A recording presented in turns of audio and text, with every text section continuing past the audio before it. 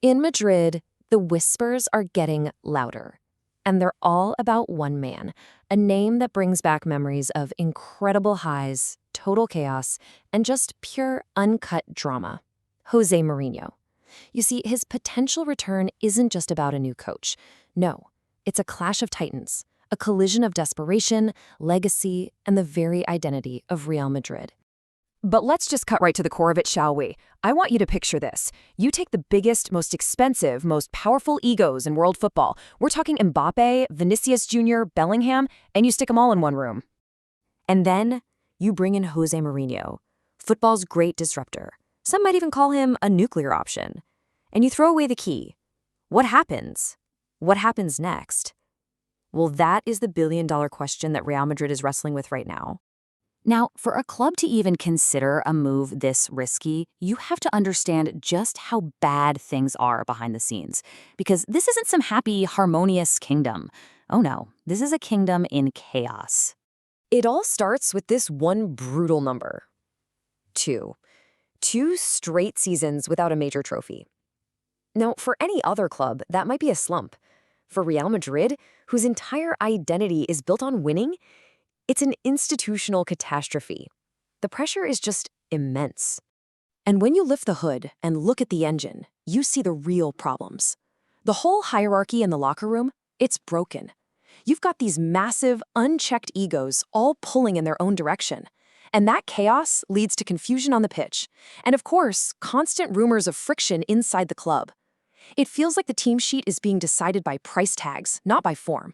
It's a collection of brilliant individuals, for sure, but it's not a team. And what I love about this is it comes straight from the fans. This quote from a Real Madrid forum just hits the nail on the head. It perfectly captures that deep-seated fear that player power has become so strong that any manager who tries to lay down the law will just be met with an open revolt. And that right there is exactly why Mourinho's name is even in the conversation.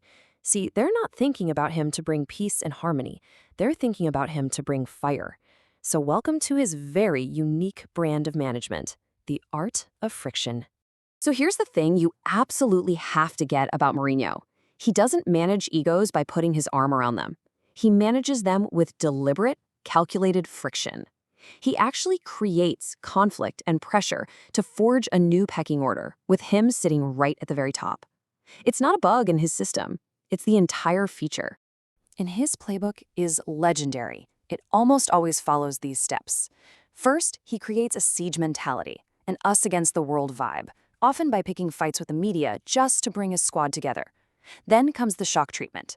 Discipline is absolute. It's non-negotiable. Superstars who don't run back, they get called out. Anyone who looks even a little bit complacent, he challenges them publicly. Which, of course, all leads to the ultimate test of his power. In this new world order he's creating, would he actually have the nerve to drop a global icon like Kylian Mbappé or Vinícius Júnior just to make a point? The answer to that single question, well, it decides everything. And that question of authority puts us at a fork in the road. It leads to 2 completely different realities, 2 possible futures.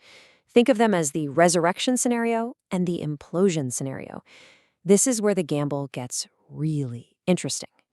Okay, so in timeline A, let's call it the white machine, the superstars, they buy it. They accept his tough rules, they embrace their roles, and they become the most terrifying counterattacking team in all of Europe. But then there's timeline B, civil war. In this version, they rebel. They hate the strict system, they hate the lack of freedom, and all that frustration starts leaking out to the press. And you can imagine what each of those does to the atmosphere, right? In the best case, all that friction he creates forges this unbreakable us-against-the-world bond. The team's united. But in the worst case, that same friction just creates pure toxicity. We're talking fights in training, cliques in the locker room, and a media circus every single day. And the final result? The stakes could not be any higher. It is all or nothing. If it works, the trophy drought is over. Real Madrid are the kings of Europe again. But if it fails, Mourinho gets the sack, and the entire multi-billion-dollar project just spectacularly implodes, leaving them to pick up the pieces all over again. So when you strip away all the headlines and all the drama, what are you left with? you're left with the ultimate gamble. This is not just about hiring a manager. This is about choosing a philosophy for the entire club. Look, choosing Mourinho is a statement. It means you are prioritizing winning right now above all else. You're prioritizing absolute control and authority. But you are also consciously sacrificing other things. You're sacrificing the idea of a long-term project, you're sacrificing harmony in the dressing room, and maybe, just maybe, you're sacrificing the creative flair of your biggest stars. It's a massive, fundamental trade-off. So, the one thing everybody can agree on is this. If Jose Mourinho comes back to Real Madrid, there will be fire. There's no doubt about that. The only question is, what kind? Will it be the kind of fire that forges steel, that turns a group of divas into champions? Or will it be the kind of fire that just burns the entire kingdom to the ground?